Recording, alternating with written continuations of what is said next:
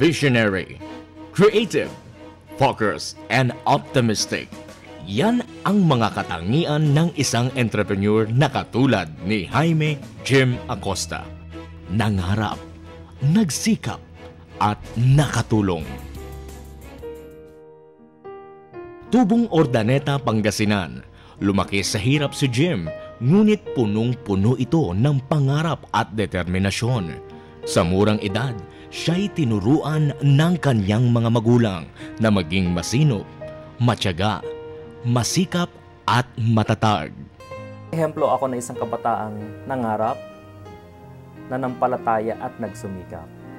Nagtapos ng pag-aaral si Jim bilang isang working student at bago pa man siya nagtapos, namamasukan na ito sa isang advertising agency na siyang nagbigay sa kanya ng oportunidad na mahubog ng husto sa sales, marketing and promotions.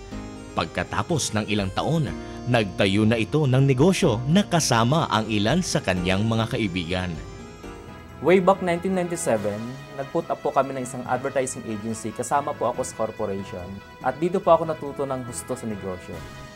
Nagsimula ang Samstray na kami-kami lang, kukunti pa kami noon, family business. At nagsimula kami sa dealership na kung saan ay kami mismo ang nagdi-direct selling sa mga kliyente.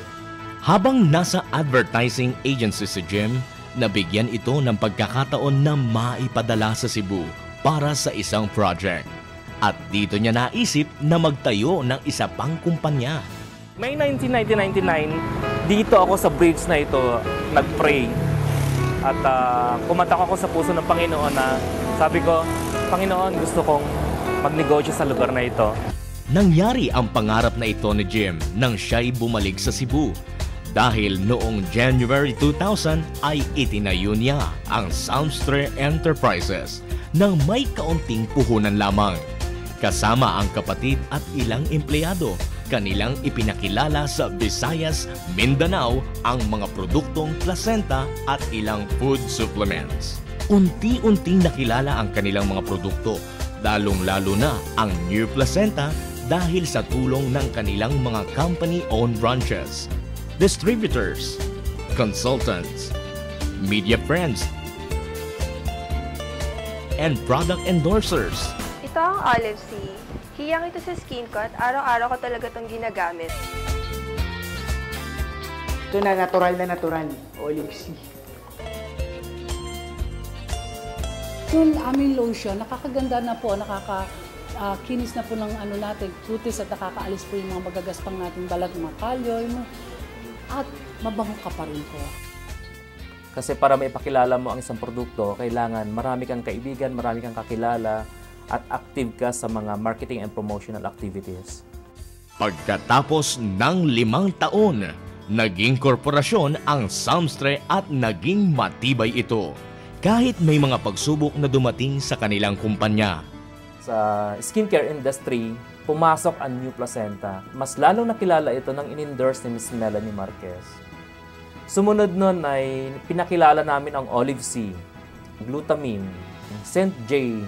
At ngayon ay mabibili na po ang aming mga skincare products sa mga leading department stores, groceries, convenience stores, at mga Chinese herbal shop. Bukod sa Samstray, nakapagtayo rin si Jim ng iba pang mga kumpanya gaya ng Crewworks Asia, Placenta Formula Cosmetics Company at Showbiz Social Publishing. Bilang isang Pinoy entrepreneur, aktibo rin ito sa iba't ibang mga charity works, pagbibigay ng scholarships sa ilang mga kabataan at employment opportunities sa abot ng kanyang makakaya. Kailangan kasi sa isang bagay, pag meron kang nais o meron kang pangarap, kailangan samahan mo ito ng hindi lang sipag, hindi lang tiyaga, hindi lang determinasyon. Kailangan manampalataya ka na magagawa mo isang bagay. Kaya kailangan ang isang entrepreneur ay kailangan hindi lang creative, kundi highly creative. Mahalaga din sa isang entrepreneur na ikaw ay focused sa mga ginagawa mo. Kailangan kung ano yung gusto mong mangyari, kailangan focused ka doon. Kailangan ang attention mo, ang oras mo, ang panahon mo. Kung ang isang entrepreneur ay optimistic sa kanyang buhay, kahit mahirap, kahit mabigat ang mga pagsubok na darating sa kanyang buhay, makakaya niya ito dahil sa puso't isipan niya, siya ay positive. Ito ang kailangan natin ngayon, mga entrepreneurs na handang tumulong at magmalasakit sa ating bansa, kagaya ni Mr. Jim Acosta, na nangarap, nagsikap, at nakatulong. Salamat po Sir Jim at nabigyan mo kami ng kabuhayan at makatulong ako sa aking mister. Maraming salamat kasi nakikita namin at nararamdaman ang iyong concerns sa ating mga inmates for not being judgmental. Kung dadami ang mga Pinoy entrepreneurs, dadami ang business and job opportunities. Aangat ang ating ekonomiya at uunlad ang ating bansang Pilipinas.